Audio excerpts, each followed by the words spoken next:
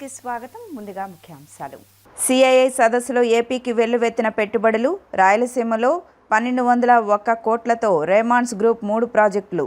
శ్రీ చైతన్య విద్యా సంస్థల డైరెక్టర్ నాగేంద్ర కుమార్ ఆధ్వర్యంలో వైభవంగా 36వ అయ్యప్ప పడిపూజ మహోత్సవం. వేలాదిగా తరలివచ్చిన అయ్యప్ప స్వాములు.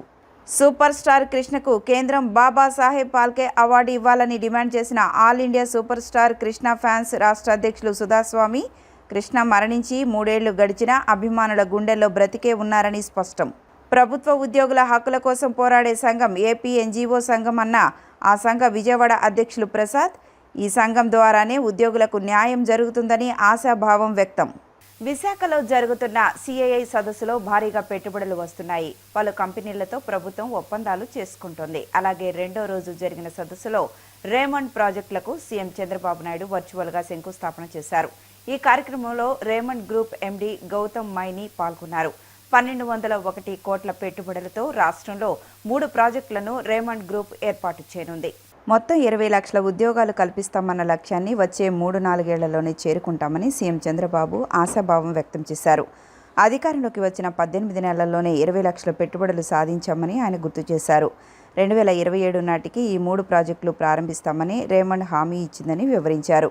రాయలసీమలో స్పేస్ సిటీ, డ్రోన్ సిటీలకు శంకుస్థాపన చేశామని చంద్రబాబు పేర్కొన్నారు.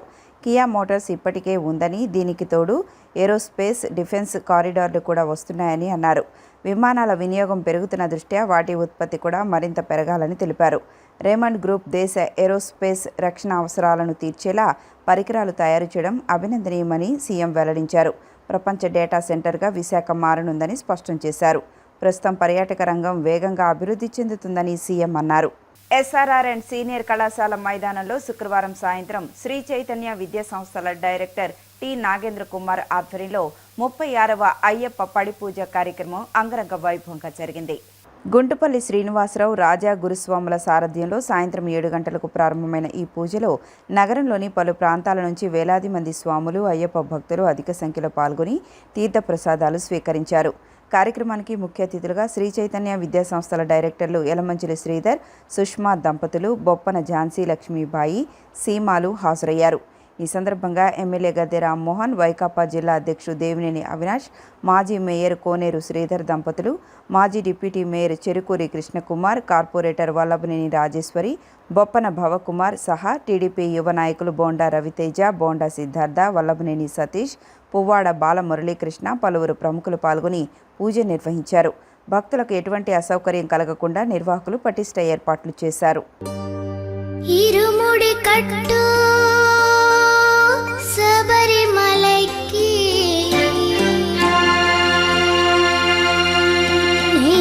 అభిషేకం మణికంఠునికి అయ్యప్ప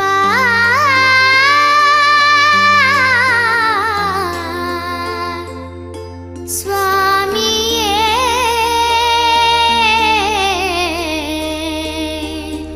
అయ్యప్ప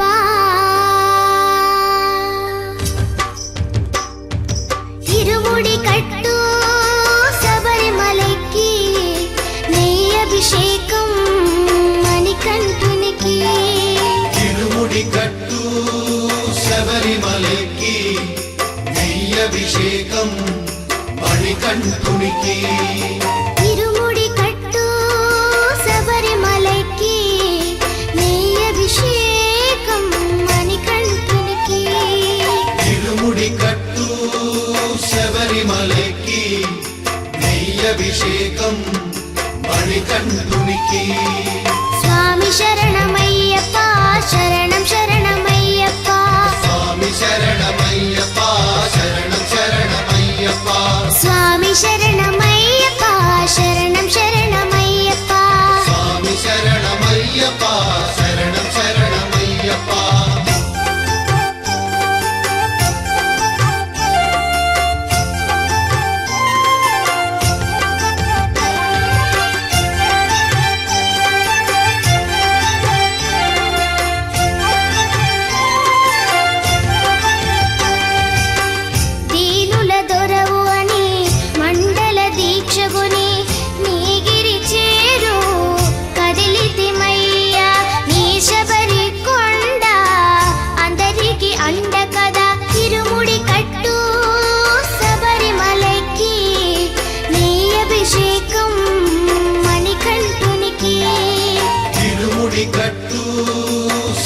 శబరిమలెక్కి నెయ్యభిషేకం మణికంఠునికి స్వామి శరణమయ్యప్ప శరణం శరణమయ్యప్ప స్వామి శరణమయ్యప్ప శరణం శరణమయ్యప్ప స్వామి శరణమయ్యప్ప శరణం శరణమయ్యప్ప స్వామి శరణమయ్యప్ప శరణం శరణమయ్యప్ప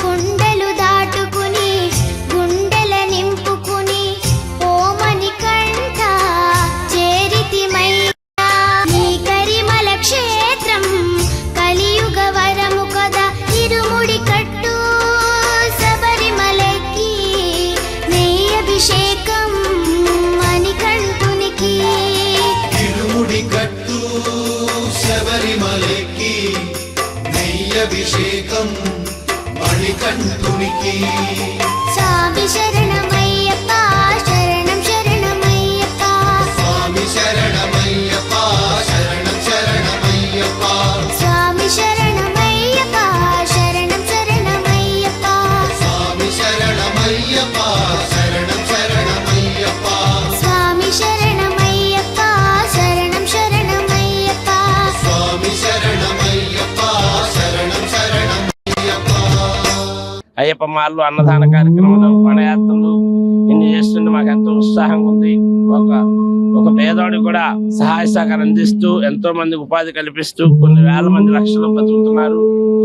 శబరిమల అయ్యప్ప అంటే పంచ ప్రాణంగా ఒక అన్నదానం సుమారు 12 ఏళ్ళ నుంచి చిన్న అనుకోకుండా అన్నదాన కార్యక్రమం ప్రారంభించారు వారు. ఈ శబరిమల అయ్యప్ప దీక్ష అనేది చాలా కఠినమైన నిష్టగా ఉండాలి. కులాలు మతాలు వర్గాలు రాజకీయాలు చేయకుండా అందరూ ఒక సేవగా చేస్తూ అయ్యప్ప దీక్షని భంగపరచకుండా ఇంత వైభవ కార్యక్రమానికి వచ్చిన భక్తులందరూ కూడా అందరూ ఆయుర హరికలతో అష్టైశ్వర్యాలతో అయ్యప్ప చల్లగా చూడాలి. మా నాగేంద్ర స్వామి గారు 2 నూరేళ్ళు చల్లగుంటూ ఇంకా మా అందరికి సేవ చేయాలని కోరుతున్నాను. స్వామి ఈ విషయాన్ని అందరూ కూడా శుభాకాంక్షలు. ఈ 36వ పడి కార్యక్రమాన్ని మీరే చూస్తున్నారు. స్వాములు ఎంతో మంది ఈ పూజలో పాల్గొని మాచవరం డోను కార్యక్రమాన్ని దిగ్విజయం చేశారు. మా చేకూరు గురుస్వామి ఆధ్వర్యంలో 18వ పడి చేశాం, 25వ సంవత్సరం చేశాం, మళ్ళీ 36వ సంవత్సరం కూడా మా చేకూరు స్వామి ఆధ్వర్యంలో ఇంత ఘనంగా భజనలు జరుగుతున్నందుకు అందరికీ ధన్యవాదాలు తెలియజేస్తున్నాం. Thank you. న్యాయవాదులకు భద్రత సంక్షేమానికి ప్రభుత్వం ప్రాధాన్యత ఇవ్వాలని ఆంధ్ర లాయర్స్ అసోసియేషన్ అధ్యక్షులు ఎంవి రాజారాం, ప్రధాన కార్యదర్శి మేడా శ్రీనివాస్ తెలిపారు. ఇందుకోసం అవసరమైన చట్టాలను రూపొందించాలని వారు డిమాండ్ చేశారు. బార్ కౌన్సిల్ ఎన్నికల నిర్వహణ సక్రమంగా ఉండడం లేదని అన్నారు. సరైన పద్ధతిలో ఎన్నికలు నిర్వహించాలని, పోటీదారుల ఫీజు నామమాత్రంగా ఉండాలని వారు కోరారు. ఇందుకోసం అవసరమైన చట్టాలను రూపొందించాలని వారు డిమాండ్ చేశారు. బార్ కౌన్సిల్ ఎన్నికల నిర్వహణ సక్రమంగా ఉండడం లేదని అన్నారు. సరైన పద్ధతిలో ఎన్నికలు నిర్వహించాలని, పోటీదారుల ఫీజు నామమాత్రంగా ఉండాలని వారు కోరారు. న్యాయవాదులకు రక్షణ కరువైందని, అసాంఘిక శక్తుల నుండి తమ రక్షణ కల్పించాలని వారు కోరారు. న్యాయవాదులకు సరైన ఆదాయం ఉండదని, వారి సంక్షేమంపై ప్రభుత్వం శ్రద్ధ చూపాలని అన్నారు. రానున్న బార్ కౌన్సిల్ ఎన్నికల్లో సరైన అభ్యర్థులను గెలిపించాలని వారు పిలుపునిచ్చారు. మనకి అన్ని రకాలుగా కూడా న్యాయవాదులకు ఎటువంటి న్యాయం జరగటం లేదు. న్యాయం జరగాలంటే ఏం చేయాలన్న ఒక సదుద్దేశంతో శ్రీనివాస్ గారు, మీ అందరం మా గౌరవాధ్యక్షులు శంకు గారు అందరూ కలిసి స్టార్ట్ చేయడం ప్రారంభించాం. అయితే దీంట్లో ముఖ్యంగా మనకు కావాల్సిన విషయం ఏంటంటే అడ్వకేట్లకు ఎక్కడా కూడా న్యాయం జరగటం లేదు. మనం న్యాయం చేస్తున్న అడ్వకేట్స్ మనమే సఫర్ అవుతున్నాం అన్ని రకాలుగా కూడా. మీరు అబ్జర్వ్ చేస్తుంటారు, అడ్వకేట్ల మీద అటాక్ చేయడము, వాళ్ళ కార్లు కాల్ చేయడము, వాళ్ళని చంపేయడం జరుగుతున్నాయి. ఇంకెక్కడో కాదు, నా జూనియర్స్ ఇద్దరు ఉండే, మీకు తెలిసి ఉంటుంది. మంతెన దగ్గర కరీంనగర్లో 2001లో హత్య చేయడం జరిగింది వాళ్ళని. వామన్ రావు ఆయన భార్యని, ఇద్దరు అడ్వకేట్లే. అట్లాగే చాలామందికి తెలిసిన వాళ్ళందరూ కూడా ఈ అడ్వకేట్ సఫర్ అవుతున్నారు. మొన్ననే రీసెంట్గా విజయవాడలో కూడా ఒక కార్ని కాల్ చేయడం జరిగింది. వీటన్నిటికీ కూడా పరిరక్షణ లేదు మనకి. కాబట్టి ఒక అడ్వకేట్స్ యాక్ట్ కావాలని చెప్పి దీని మీద మేము ఫైట్ చేస్తున్నాం. దానికి మా సోదరులు కొంతమంది దోన్ నుంచి ఉత్సాహం చూపించారు వాకింగ్ చేస్తామని. ఆ విషయంలో మేము కూడా యాక్సెప్ట్ చేసి రిట్ పిటిషన్ వేసి హైకోర్టు ద్వారా ఒక పెర్మిషన్ తీసుకొని రిట్ పిటిషన్ డైరెక్షన్ తీసుకోవడం జరిగింది. దాని ప్రకారం 2 అడ్వకేట్స్ దోన్ నుంచి అమరావతి వరకు కూడా పాదయాత్రలో మొన్న వచ్చారు. ఇదంతా ఒక ఎత్తు అయితే, రెండో విషయం ఏంటంటే మనకి బార్ కౌన్సిల్లో ప్రస్తుతం మీరు అబ్జర్వ్ చేసే ఉంటారు, ప్రతి ఒక్కరు కూడా అది ఇంతవరకు 7 టర్మ్స్ 8 టర్మ్స్ జరుగుతున్నది. దానికి ఒక సరి అయిన పద్ధతిలో నడవటం లేదు. తర్వాత అడ్వకేట్లకు ఎటువంటి న్యాయం కూడా జరగలేదు.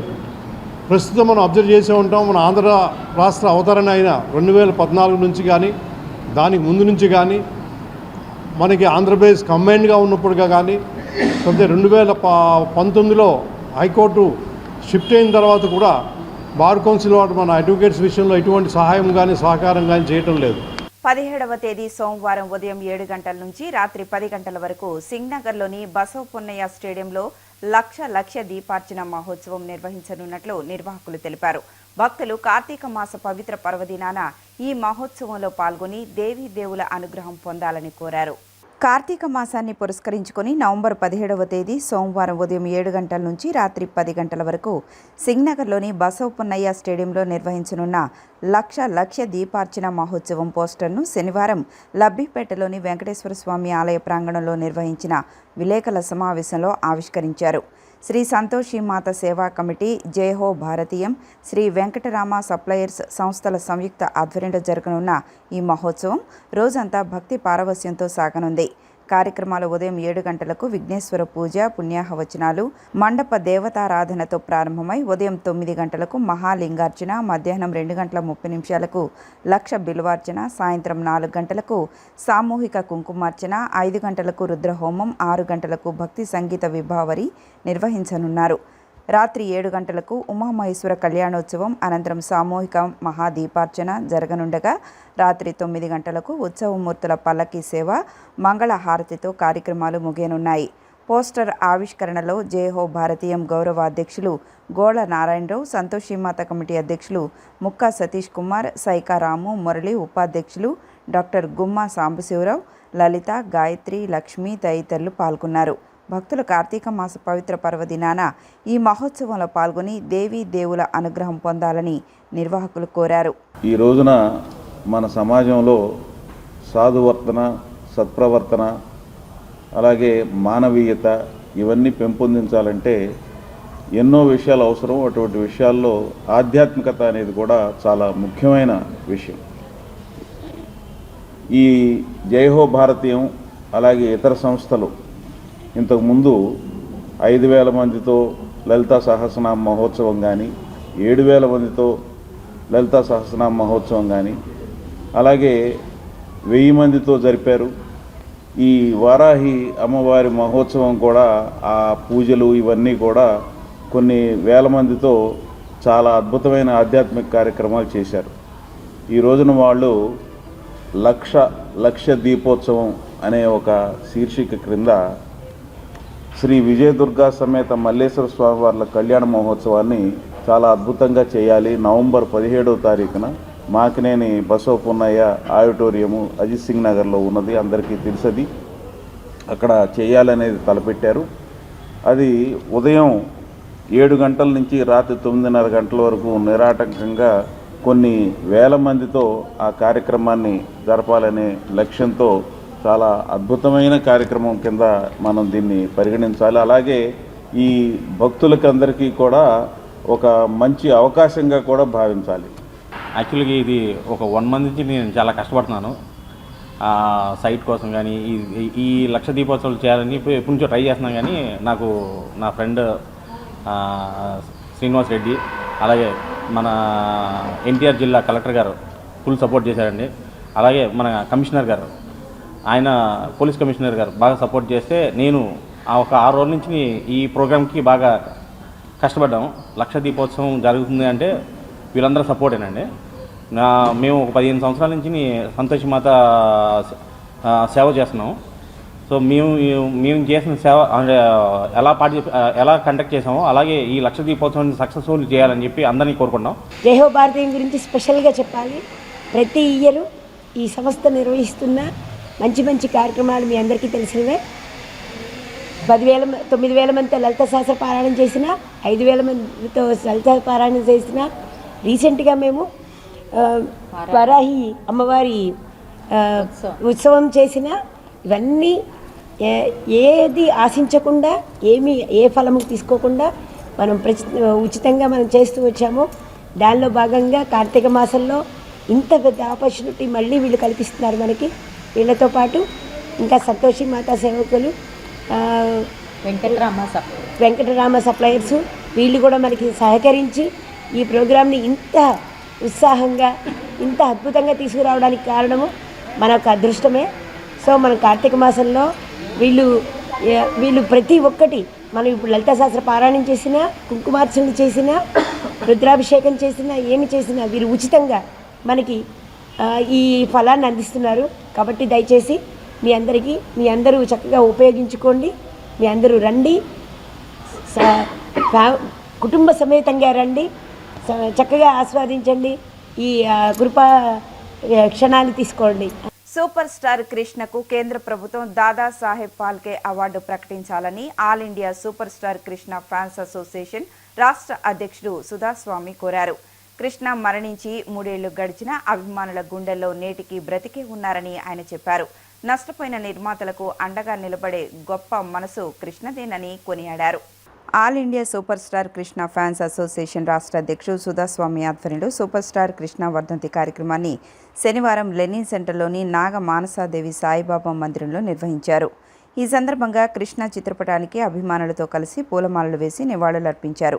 అనంతరం పండ్లను పంపిణీ చేశారు. ఈ కార్యక్రమాన్ని ఉద్దేశించి సుధాస్వామి మాట్లాడుతూ, కృష్ణ మరణించి 3 ఏళ్లు గడిచినా ప్రతి అభిమాని గుండెల్లో ఆయన చిరస్థాయిగా ఉంటారని, ఆయన ప్రారంభించిన సేవా కార్యక్రమాలను అభిమానులు ప్రపంచవ్యాప్తంగా కొనసాగిస్తున్నారని తెలిపారు. ఈ సందర్భంగా కృష్ణ ఆత్మకు శాంతి చేకూరాలని బాబా వారికి, నాగ మానసాదేవి అమ్మవారికి ప్రత్యేక పూజలు నిర్వహించామని అన్నారు. సినీ పరిశ్రమకు కృష్ణ అందించిన సేవలు అపారమని, కలర్ మరియు 70mm వంటి సాంకేతిక పరిజ్ఞానాలను తెలుగు సినిమాకు పరిచయం చేసిన ఘనత ఆయనకే దక్కుతుందని గుర్తు చేశారు.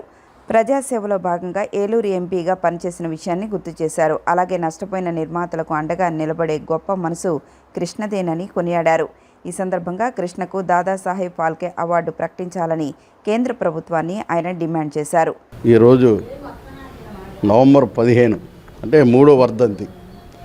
ఆయనకి ఈరోజు జోహార్లు అర్పిస్తూ సూపర్ స్టార్ కృష్ణ గారు శివైక్యం చెంది 3 సంవత్సరాలు అయినా కూడా అభిమానుల గుండెల్లో నిరంతరం ఆరాధ్యుడిగా పూజించబడతానే ఉన్నారు.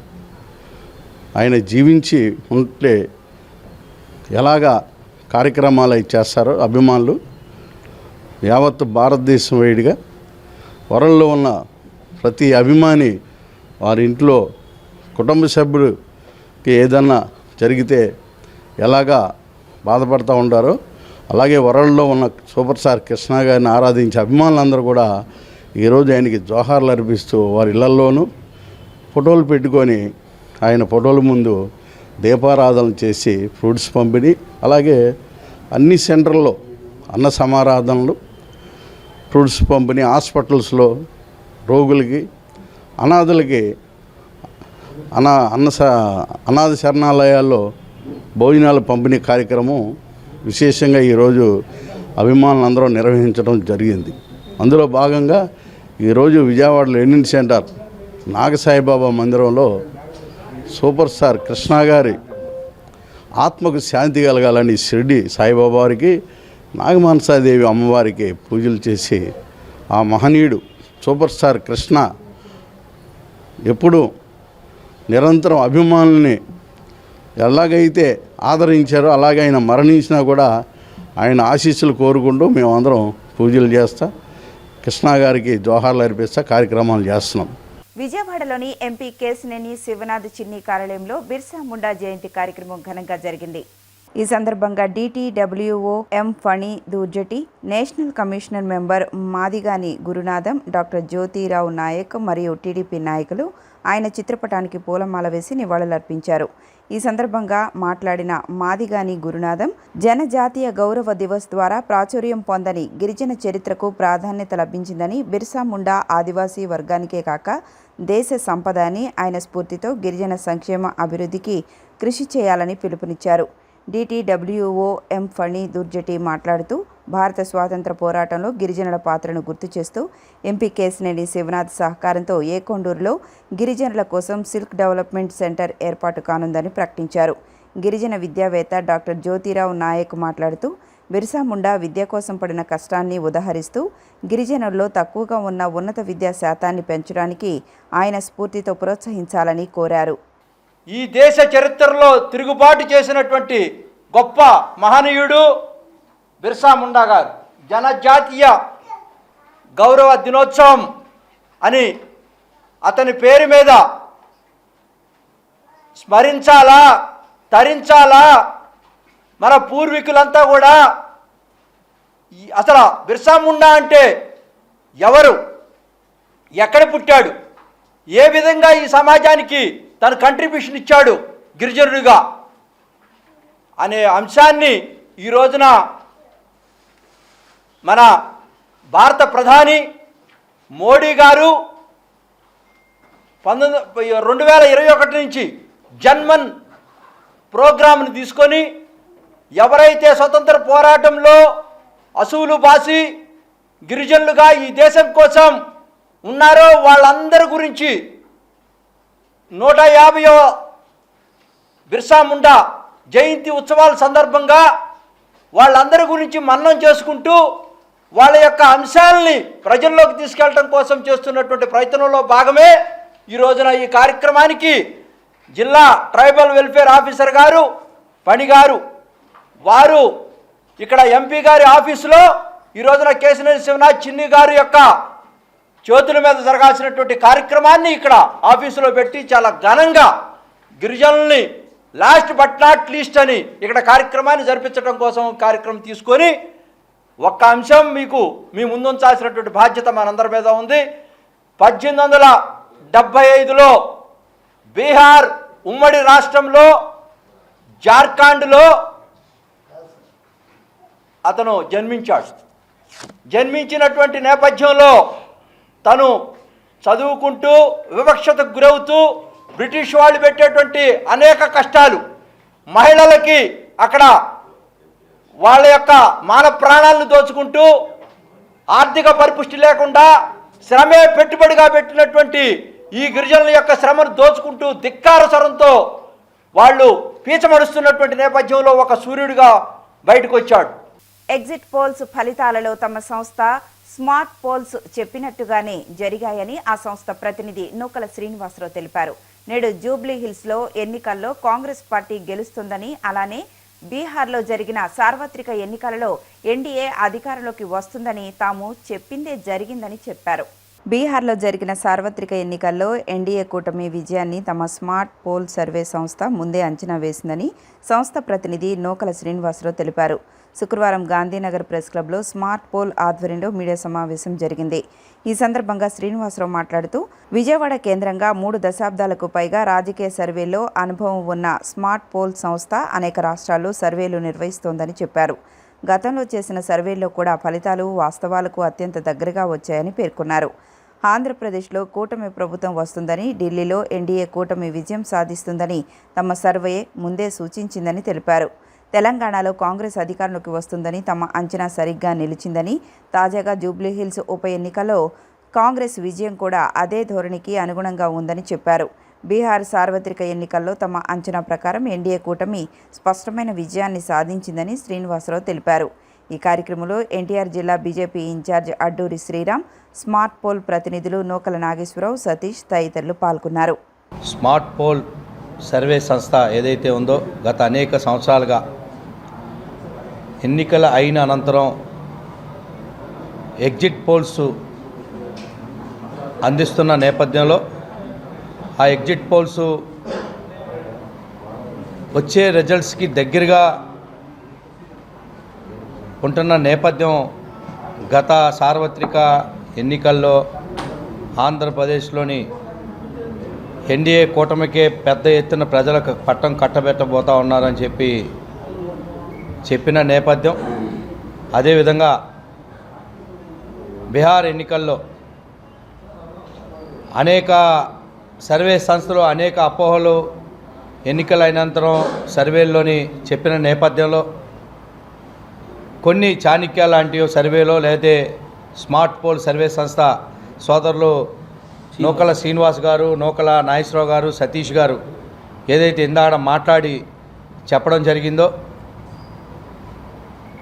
దగ్గరగా దాదాపు 153 నుంచి 163 సీట్లు ఎన్డీఏ కూటమికి నరేంద్ర మోడీ గారి నాయకత్వంలో గెలవబోతా ఉన్నారని చెప్పి ఈ యొక్క సర్వే ఏదైతే గత 3 రోజుల కిందట ఎన్నికలు పూర్తయిన అనంతరం హైదరాబాద్లోని తెలంగాణలోని ప్రెస్ మీట్ పెట్టి చెప్పిన నేపథ్యం నిజంగా చాలా అభినందనీయం. ఎందుకంటే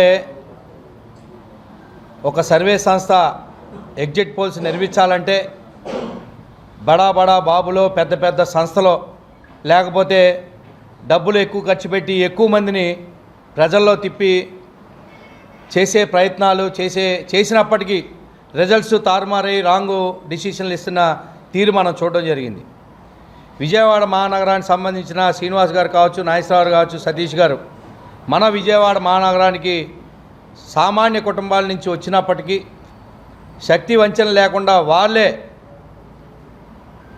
సర్వే చేసి ఏదైతే ఇందాక చెప్పడం జరిగిందో శ్రీనివాస్ గారు బీహార్లోని ప్రజలు ఏ విధంగా మా సర్వే మేము చెప్పిన దాంట్లోని ఏ విధంగా ప్రజలు తీర్పు ఇవ్వబోతా ఉన్నారు, ఎందుకు ఎన్డీఏ కూటమికి పట్టం కట్టబోతా ఉన్నారు అనేది చెప్పిన నేపథ్యం నిజంగా ముగ్గురు మిత్రులు శ్రీనివాస్ గారు, నాగేశ్వరరావు గారు, సతీష్ గారు నిజంగా అభినందనీయులని చెప్పి సందర్భంగా వారికి అభినందనలు తెలియజేసుకుంటా ఉన్నాను. పోలింగ్ బూత్కి మనం 10 శాంపిల్స్ చొప్పున 4070 శాంపిల్స్ కలెక్ట్ చేశామండి.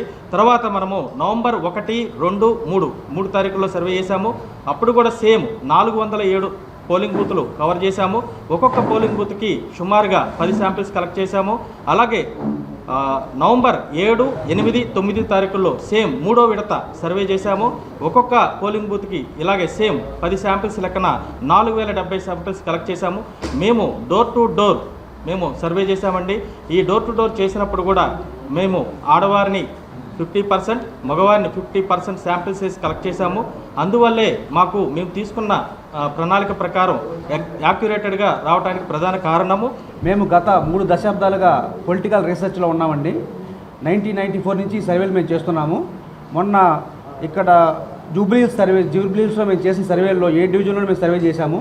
దాంట్లో మాకు కాంగ్రెస్ పార్టీ చాలా సునాయాసంగా గెలుస్తుంది అనేది మా రిపోర్ట్లో తెలియదని. దానికి ముఖ్యమైన కారణం ఏంటంటే గత 2 సార్లుగా నవీన్ యాదవ్ గారు, కాంగ్రెస్ అభ్యర్థి నవీన్ యాదవ్ గారు ఓడిపోవడం, దానివల్ల ప్రజల్లో కొంత సానుభూతి ఉంది. అతను యువకుడు, విద్యావంతుడు, ప్లస్ అదే నియోజకవర్గానికి చెందిన వ్యక్తి, ఎప్పుడూ ప్రజలకు అందుబాటులో ఉంటాడండి. ఈ కారణాల చేత ప్లస్ అంతకుముందు ఎంఐఎం తరఫున పోటీ చేసినప్పుడు తక్కువ మెజార్టీతో 10,000 ఓట్లతో ఓడిపోవడం జరిగింది. ఆ యొక్క ముస్లిం కమ్యూనిటీలో కూడా ఇతను మంచి పేరు ఉండటం వల్ల కూడా ఈ మంచి మెజార్టీ రావడానికి కారణమైందండి. దాంతోపాటు ఇతను బీసీ సామాజిక వర్గానికి చెందడం వల్ల బీసీ ఓటింగ్ అక్కడ 1,60,000 దాకా ఉండటం కూడా కాంగ్రెస్ పార్టీకి చాలా ప్లస్ అయింది. అదేవిధంగా అధికారంలో ఉండటం కూడా కాంగ్రెస్ పార్టీకి చాలా ప్లస్ అయిందండి. ఎంఐఎం సపోర్ట్ చాలా ఉండటం, ఎంఐఎంతో సద్దుసంబాలు కలిగి ఉండటం ఇతనికి, దానివల్ల మంచి మెజార్టీ రావడం జరిగింది. దాంతోపాటు బీఆర్ఎస్ అభ్యర్థి అయినటువంటి సునీత గారికి అంత సానుభూతి వర్కౌట్ అవ్వకపోవడం కూడా కాంగ్రెస్ పార్టీ విజయానికి మంచి ఇదైంది. ప్రభుత్వ ఉద్యోగ ఉపాధ్యాయ పెన్షనర్స్ పక్షాన నిలబడి వారి హక్కుల కోసం పోరాడి సాధించేది ఒక ఏపీ ఎన్జీఓ మాత్రమేనని విజయవాడ ఏపీ ఎన్జీఓ అధ్యక్షుడు CHCVR ప్రసాద్ అన్నారు. ఏపీ ఎన్జీఓ ద్వారా మాత్రమే ఉద్యోగులకు న్యాయం జరుగుతుందని స్పష్టం చేశారు.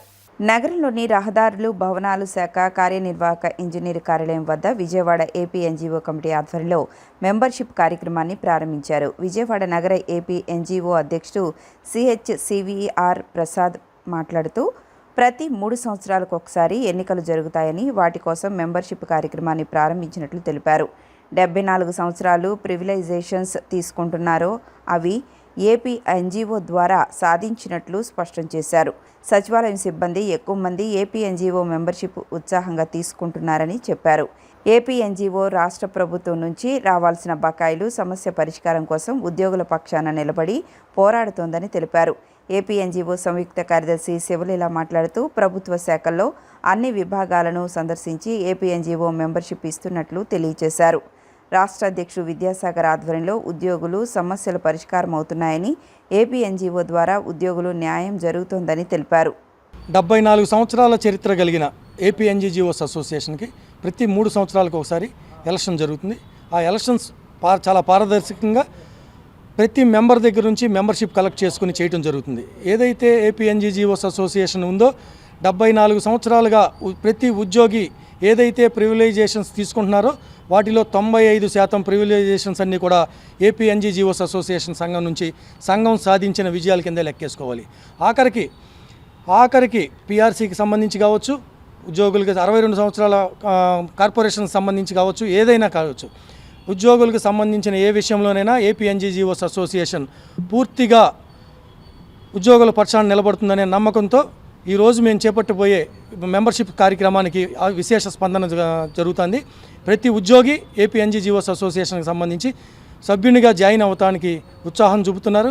ప్రతి డిపార్ట్మెంట్ వారి నుంచి మేము జాయిన్ అవుతాం, మాకు మెంబర్షిప్ ఇవ్వండి అని మాకు ఫోన్లతో జరుగుతున్నాయి. కాబట్టి ఏపీ ఎన్జీఓస్ అసోసియేషన్గా విజయవాడ నగర శాఖ పక్షాన మేము తెలిపేది ఒకటే, సచివాలయం సంబంధించి ఎంప్లాయీస్ కూడా ఏపీ ఎన్జీఓస్ అసోసియేషన్ మెంబర్షిప్ తీసుకుంటున్నారు.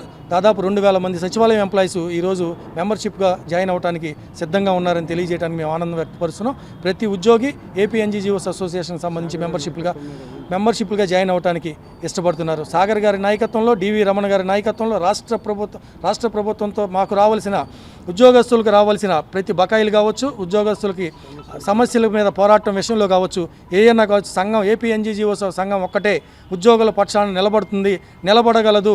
ఉద్యోగులకి న్యాయం ఏపీ ఎన్జీఓస్ అసోసియేషన్ వల్లే జరుగుతుందని ఉద్యోగస్తులు ప్రగాఢమైన నమ్మకంతో ఉన్నారు. ఈరోజు మరి కొన్ని డిపార్ట్మెంట్లు కూడా సందర్శించడం జరిగింది. ఇప్పుడు మన ఏపీ ఎన్జీఓస్ అసోసియేషన్లో 104 డిపార్ట్మెంట్లు ఉన్నాయండి. ఇంచుమించుగా అన్ని డిపార్ట్మెంట్లని టచ్ చేయడం జరిగింది. అందరూ కూడా చాలా ఉత్సాహంగా ఏపీ ఎన్జీఓస్ అసోసియేషన్లో జాయిన్ అవ్వడానికి, సభ్యత్వానికి ఉత్సాహంగా ఉన్నారు. అందరూ వచ్చారు. ఇంకా ఏంటంటే రాబోయే కాలంలో సిటీ యూనిట్కి ఎలక్షన్స్ జరగబోతున్నాయి. అందుట్లో సభ్యత్వం తీసుకుని అందరూ కూడా ఉత్సాహంగా పాల్గొనడానికి కూడా ఉత్సాహం చూపిస్తున్నారు. మనకి ఏపీ ఎన్జీఓస్ అసోసియేషన్ తరఫున మరి పశ్చిమ కృష్ణా శాఖ విజయవాడ వారు దిగ్విజయంగా తాలూకాల్లో కూడా వారు సభ్యత్వాన్ని నమోదు చేయడం జరుగుతుంది. అలాగే మన ఉద్యోగస్తులకు సంబంధించిన సమస్యలు ఏమున్నప్పటికీ 24/7 సిటీ యూనిట్ నగర శాఖ గాంధీనగర్కి వచ్చి వారి యొక్క సమస్యలను పరిష్కరించుకోవచ్చు. దానికి తగ్గట్టుగా మా నుండి పరిష్కారం కాని సమస్యలను కూడా జిల్లా స్థాయికి తీసుకెళ్ళి అక్కడ పరిష్కరించడం జరుగుతుంది. అక్కడ కూడా కాని పక్షంలో రాష్ట్ర స్థాయిలో మన విద్యాసాగర్ గారు ప్రెసిడెంట్ ఏపీ ఎన్జీఓస్ అసోసియేషన్, అలాగే డివి రమణ గారు సెక్రటరీ గారు, వారి ఆధ్వర్యంలో కూడా పరిష్కరించడం జరుగుతుంది. బీసీలందరినీ సంఘటితపరిచి వారిని రాజ్యాధికారం సాధించే దిశగా ముందుకు తీసుకువెళ్లడమే యునైటెడ్ ఫ్రంట్ లక్ష్యమని పలువురు బీసీ నేతలు స్పష్టం చేశారు. ఇందుకోసం బీసీలందరి సమాయత్తం చేసే భారీ బహిరంగ సభ ఏర్పాటు చేస్తామని అన్నారు. ఇప్పటి వరకు చట్టసభల గడప కూడా తొక్కని కులాలకు చట్టసభలో ప్రవేశం కల్పించడమే తమ ఫ్రంట్ ఉద్దేశంగా వారు తెలిపారు. యునైటెడ్ ఫ్రంట్ ఆవిష్కార సభ గాంధీనగర్లోని ప్రెస్ క్లబ్లో జరిగింది. పలు బీసీ కులాలకు చెందిన నేతలు ఈ సభలో పాల్గొన్నారు. ఫ్రంట్ ఆవిర్భావం అనంతరం బీసీ నేతలు హనుమంతరావు, సాంబశివరావు, శ్రీనివాసరావు, లక్ష్మీపతి తదితరులు మాట్లాడుతూ స్వాతంత్ర్యం సిద్ధించి 79 ఏళ్లు అవుతున్నా బీసీల సాధికారత సాధ్యం కాలేదన్నారు. 60% పైగా ఉన్న బీసీలకు రాజ్యాధికారం దక్కలేదన్నారు. బీసీలందరినీ సంఘటితపరిచి వారిని రాజ్యాధికారం వైపు నడిపించడమే తమ ఫ్రంట్ ముఖ్య ఉద్దేశమన్నారు. ముఖ్యంగా ఇప్పటి వరకు చట్టసభలో ప్రవేశించని కులాలను గుర్తించి వారికి రాజ్యాధికారం దక్కేలా చేసేందుకు ఐక్యంగా కృషి చేస్తామన్నారు. 10 లక్షల మందిని ఈ ఫ్రంట్లో భాగస్వామ్యులను చేస్తామని, 1,00,000 మందితో త్వరలో బహిరంగ సభ నిర్వహించి తమ కార్యాచరణ రూపొందిస్తామని వారు స్పష్టం చేశారు. ఒక మొబైల్ యాప్ను ఇందుకోసం రూపొందిస్తామని వారు వివరించారు. తటస్థంగా ఉండే బీసీ కులాలను కూడా చైతన్యపరిచి వారిలో రాజ్యాధికార కాంక్ష పెంపొందిస్తామని అన్నారు. కులగణన నిర్వహిస్తే బీసీల సంఖ్య ఖచ్చితంగా తెలుస్తుందని, అందరినీ సంఘటితపరచవచ్చని అన్నారు. 9 నెలలుగా రాష్ట్రంలో ఉన్నటువంటి మేజర్ ప్రాంతాల్లో బీసీ వేదిక ఆధ్వర్యంలో కార్యాచరణ తీసుకోవటము, అందరి యొక్క అభిప్రాయాల మేరకు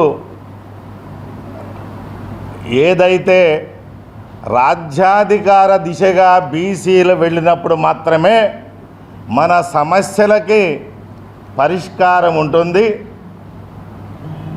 అసెంబ్లీలోకి, పార్లమెంట్లోకి పూర్తి స్థాయిలో మనము ఉన్న రోజునే మన యొక్క సమస్యల పరిష్కార వేదిక అవుతుందనేటువంటి ప్రగాఢ నమ్మకంతో ఈ 75 సంవత్సరాల ప్రజాస్వామ్య వ్యవస్థలో బీసీ ఉద్యమ నిర్మాణాల్లో దాదాపుగా 35-40 సంవత్సరాల అనుభవం ఉన్నటువంటి పరిస్థితుల్లో ఖచ్చితంగా రాజ్యాధికార దిశగా వెళ్ళాలి అనేటువంటి అంశంతో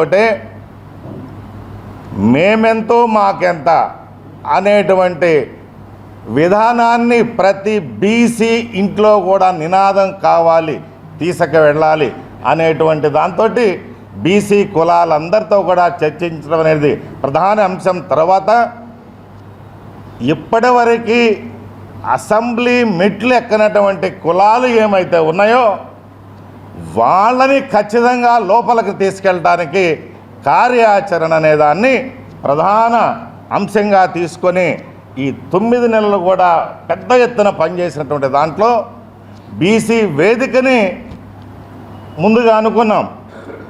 ఆ వెంకటేశ్వర స్వామి వారి పాదాల చెంత కార్యాచరణ తీసుకున్న తర్వాత నిర్మాణం పోవాలని, కానీ అందరి యొక్క సూచనల మేరకు ఈ బీసీ వేదికని యునైటెడ్ బీసీ ఫ్రంట్గా మార్చుకొని ఆ యొక్క ఎంబ్లంతో సహా మనం ముందుకు వెళ్ళాలి అని నిర్ణయం తీసుకున్న తర్వాత ప్రధానంగా అధ్యక్ష ప్రధాన కార్యదర్శులని అనౌన్స్ చేసుకొని తద్వారా రాబోయేటువంటి 2-3 నెలల లోపల 10 లక్షల మంది సభ్యత్వంతో కార్యాచరణ తీసుకోవటము, 1 లక్ష మందితోటి బీసీ నాయకులతోటి ఒక కార్యాచరణ తీసుకొని దాంట్లో పూర్తి స్థాయి కార్యాచరణ ఏదైతే బీసీ వేదిక బీసీ యునైటెడ్ ఫ్రంట్గా ఏ విధంగా ఆవిర్భవించిందో రాబోయేటువంటి కాలంలో బీసీల కోసం బీసీ యునైటెడ్ బీసీ ఫ్రంట్ అనేటువంటి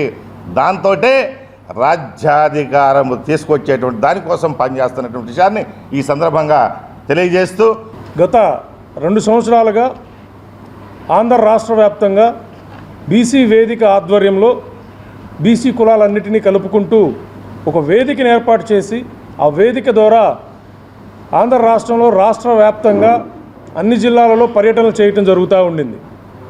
ఆ పర్యటనల ద్వారా రాష్ట్రంలో ఉన్నటువంటి 149 బీసీ కులాలను స్థానికంగా ఎక్కడికక్కడ ఆయా జిల్లాలలో కలవటం, ఆ కులాల యొక్క స్థితిగతులు, రాజకీయ సామాజిక ఆర్థిక పరిస్థితుల మీద ఒక స్పష్టమైన అవగాహన తీసుకునే దానికోసం పర్యటనలు పూర్తి చేసి అందరి ఏదైతే 149 బీసీ కులాలు ఉన్నాయో ఈ 149 బీసీ కులాల యొక్క ఆకాంక్ష మేరకు ఈ రోజున బీసీ వేదిక యునైటెడ్ బీసీ ఫ్రంట్గా రూపాంతరం చెందుతూ ఉందనే విషయాన్ని ఈరోజు సభాముఖంగా తెలియజేస్తూ ఉన్నాం. ఇక మీదట ఈ యునైటెడ్ బీసీ ఫ్రంట్ యొక్క ప్రధాన ఉద్దేశం రాష్ట్రంలో ఇప్పటి బీసీలలో రాజకీయంగా వెనకబడిపోయి చట్టసభల్లో ఈరోజు వరకు స్థానాన్ని పొందలేనటువంటి బీసీ కులాలకు చట్టసభలో స్థానం పొందేంత వరకు రాష్ట్రంలోని ఏ బీసీ కులానికి ఏ మూలన అన్యాయం జరిగినా పోరాడేదానికి రాజకీయ ప్రాధాన్యతను సాధించడం కోసం ప్రధాన లక్ష్యంగా ఇక మీదట బీసీ ఫ్రంట్ పనిచేయబోతా ఉందని ఈ సందర్భంగా తెలియజేస్తూ ఉన్నాం. ఈరోజు బీసీల కోసం, బీసీల తాలూకా సామాజిక న్యాయం కోసం, వాళ్ళ తాలూకా బీసీల హక్కుల కోసం, ఆ బీసీల రాజ్యాధికారం కోసం ఒక సంఘాలన్నింటినీ ఒక ఏకతాటిపైకి తీసుకురావడానికి ఈరోజు కష్టపడినటువంటి వేదిక మీద ఉన్న పెద్దలు హనుమంతరావు గారు, సాంబశివరావు గారు, బాబ్జీ గారు, లక్ష్మీపతి గారు లాంటి పెద్దలందరూ కలిపి 9-10 నెలలుగా 26 జిల్లాల్లో సుడిగాల పర్యటన చేస్తూ అన్ని బీసీ కులాలని తటస్థంగా ఉన్నటువంటి బీసీ నాయకులను కూడా ఒక వేదిక మీదకి తీసుకురావడానికి కృషి చేసి ఆ బీసీలందరికీ ఒక ముఖం ఉండాలి, మనకంటూ ఒక గుర్తింపు ఉండాలని ఒక బీసీ యునైటెడ్ ఫ్రంట్ని ఏర్పాటు చేసి ఈరోజు రాష్ట్ర కార్యవర్గాన్ని ఏర్పాటు చేసిన పెద్దలందరికీ పాత్రికేయుల సమక్షంలో కృతజ్ఞతలు తెలియజేస్తూ వాళ్ళందరిని అభినందిస్తున్నాను. అదేవిధంగా ఈ బీసీలకు ఇందాక పెద్దలందరూ చెప్పినట్టు ప్రతి రాజకీయ పార్టీ కూడా బీసీల ఓట్లతోనే గెలుస్తాం. ఎందుకంటే 58 నుంచి 62% పూర్తిగా కుల జనగణన జరిగితే ఖచ్చితంగా ఈ పర్సంటేజ్ ఇంకా పెరుగుతుంది తప్ప బీసీలు తగ్గే ప్రసక్తి లేదు. అలాంటి 60-65% ఉన్న బీసీలకు ఈరోజు చట్టసభల్లో ఎంతవరకు రిజర్వేషన్లు వస్తున్నాయి, ఎన్ని ప్రాముఖ్యతమైనటువంటి రాజకీయ నామినేటెడ్ పదవులు వస్తున్నాయో పాత్రికేయులు ప్రజలు కూడా గుర్తించాలి. వాటి మీద గళం విప్పడానికి ఆ బీసీలకు తరపున పోరాటానికి వారికి గుర్తింపు లేని ఒక్కసారి కూడా చట్టసభల్లో అడుగుపెట్టని బీసీ కులాలని బీసీ చట్టసభల్లో అడుగుపెట్టే విధంగా వాళ్ళని తీసుకెళ్ళడానికి యునైటెడ్ ఫ్రంట్ ఇందులో కొంతమంది ఉద్యోగాలను వదిలేసి వ్యాపారాలను వదిలేసి ఇదే బీసీల కోసం కష్టపడుతున్నారు. వారి తాలూకా కష్టాన్ని శ్రమని గుర్తించమని, ఇంకా ముందుకు రాని బీసీ కులాలు కూడా భవిష్యత్తులో ఈ యునైటెడ్ ఫ్రంట్తో కలిసి వచ్చి రాజ్యాధికారం కోసం ఈ యునైటెడ్ ఫ్రంట్ పెద్దలతో కలిపి చేతులు కలపాలని, భవిష్యత్తులో పెద్దలు చెప్పినట్టు రాజకీయ పార్టీల ద్వారా ఏమైనా టికెట్ల విషయంలో న్యాయం జరగని పక్షంలో బీసీ ఫ్రంట్ తరపున ఎమ్మెల్యేలుగా పోటీ చేయడానికి చాలామంది పెద్దలు ఇక్కడ సిద్ధంగా ఉన్నామని పెద్దలకు తెలియజేస్తూ వాళ్ళ తాలూకా మద్దతు కావాలని కోరుకుంటూ ఈ కార్యక్రమానికి వచ్చేసిన బీసీ నాయకులందరికీ మరొకసారి కృతజ్ఞతలు తెలియజేసుకుంటూ ఎన్నికల్లో వాగ్దానం చేసినట్టుగా ఆటో మోటార్ డ్రైవర్లకు సంవత్సరానికి 15,000 రూపాయల సహాయం అందించకపోవడంతో ప్రభుత్వం విఫలమైందని ప్రగతిశీల ఆటో కార్మిక సంఘం అధ్యక్షుడు శ్రీనివాసరావు ఆరోపించారు.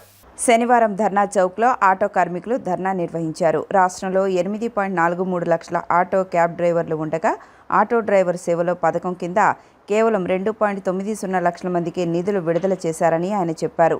అందరికీ ఇవ్వాల్సిన సుమారు 1,200 కోట్లలో ప్రభుత్వం కేవలం 400 కోట్లు మాత్రమే విడుదల చేసిందని విమర్శించారు. ప్రతి ఒక్క డ్రైవర్కి ప్రభుత్వం ఈ పథకం అమలు చేయాలని కోరారు. ఎన్నికల ముందు ఇచ్చినటువంటి హామీలను అమలు చేయమని చెప్పి అనేక రిఫర్జెంట్లు ఇచ్చిన తర్వాత అక్టోబర్ 4వ తారీఖున వాహన మిత్ర పేరు తీసేసి డ్రైవర్కి సేవలని చెప్పేసి కేవలం 2,90,000 మందికి మాత్రమే ఇచ్చేసి చేతులు దుడుపుకున్నా ఉన్నారు. రాష్ట్రానికి ఉన్నటువంటి ఆటోలు, కార్లు, మ్యాక్సీ క్యాబులు దాదాపు 8,43,659 ఉన్నాయి. 2,90,000కి ఇస్తే దాదాపు 6 లక్షల పైన పైచలకు ఉన్నటువంటి కార్మికులు ఏం చేయదలుచుకున్నారు? మీరేమి ఇచ్చారు? ఎన్నికల ముందు డ్రైవింగ్ లైసెన్స్ కలిగి ప్రతి డ్రైవర్ బ్యాడ్జీ నెంబర్ ఉన్నటువంటి ప్రతి డ్రైవర్కి 5,000 రూపాయలు ఇస్తామన్నారు. ఆ చర్యగా లేదు. కేవలం ఓనర్ కమ్మకి ఇచ్చేసి చేతులుపుకున్నారు. వాళ్ళకైనా పూర్తి స్థాయిలో ఇచ్చారంటే దాదాపు 6 లక్షల పైచీలకు మందికి ఇచ్చే పరిస్థితి లేరు. అదేవిధంగా 21 జీవో రద్దు చేస్తామని చెప్పి 4వ తారీఖున ఏదైతే మీరు ఆ రోజు రిలీజ్ చేశారో ఆ రోజు వేదిక మీద కూడా మాట్లాడారు. ఇదే విజయవాడలో 21 జీవో రద్దు చేస్తాం, సంక్షేమ బోర్డు ఏర్పాటు చేస్తామని చెప్పన్నారు. ఇప్పటికి 4 రోజులు దాటిపోయినా కానీ అదా లేదు పదా లేదు. మీరు ఇచ్చినటువంటి హామీలు ఏదైతే ఎన్నికల ముందు అన్నీ అమలు చేయాల్సిన అవసరం ఉంది. అమలు చేసేంత వరకు కూడా ప్రజల ఆట కార్మిక ఐఎఫ్టీయు దీర్ఘకాల ఉద్యమం చేపడుతుంది. ఇప్పుడు గత ఉద్యమం జరిగింది, మీరు ఆ మేరకు కథలకు వచ్చారు. ఇప్పుడు 2వ విడత ఉద్యమం స్టార్ట్ చేశాం. ఈరోజు విజయవాడ ప్రారంభం కాదు, రాష్ట్ర ఉద్యమం చేపడతాం. అవసరమైతే ప్రజలు కూడా కూడగట్టి ఈ కూటమి ప్రభుత్వం ఎన్నికల ముందు ఇచ్చినటువంటి హామీల్ని మోసపూరితమైనటువంటి ప్రకటన చేసి మమ్మల్ని మోసం చేసిందని చెప్పేసి మొత్తం ప్రజల్ని, కార్మికులందరినీ కూడగట్టి ఈ ప్రభుత్వానికి వ్యతిరేకంగా భారీ ఉద్యమాలు చేపడతామని చెప్పి సందర్భంగా తెలియపరుస్తా ఉన్నాం. వార్తలు ముగించే ముందు ముఖ్యాంశాలు మరొకసారి. సిఐఐ సదస్సులో ఏపీకి వెల్లువెత్తిన పెట్టుబడులు, రాయలసీమలో 1,201 కోట్లతో రేమాండ్స్ గ్రూప్ 3 ప్రాజెక్టులు. శ్రీ చైతన్య విద్యాసంస్థల డైరెక్టర్ నాగేంద్ర కుమార్ ఆధ్వర్యంలో వైభవంగా 36వ అయ్యప్ప పడిపూజ మహోత్సవం. వేలాదిగా తరలివచ్చిన అయ్యప్ప స్వాములు. సూపర్ స్టార్ కృష్ణకు కేంద్రం బాబాసాహెబ్ పాల్కే అవార్డు ఇవ్వాలని డిమాండ్ చేసిన all India super star Krishna fans రాష్ట్ర అధ్యక్షులు సుధాస్వామి, కృష్ణ మరణించి 3 ఏళ్లు గడిచినా అభిమానుల గుండెల్లో బ్రతికే ఉన్నారని స్పష్టం. ప్రభుత్వ ఉద్యోగుల హక్కుల కోసం పోరాడే సంఘం ఏపీ ఎన్జీఓ సంఘం అన్న ఆ సంఘ విజయవాడ అధ్యక్షులు ప్రసాద్, ఈ సంఘం ద్వారానే ఉద్యోగులకు న్యాయం జరుగుతుందని ఆశాభావం వ్యక్తం. ఈ వార్తలు ఇంతటితో సమాప్తం. నమస్కారం.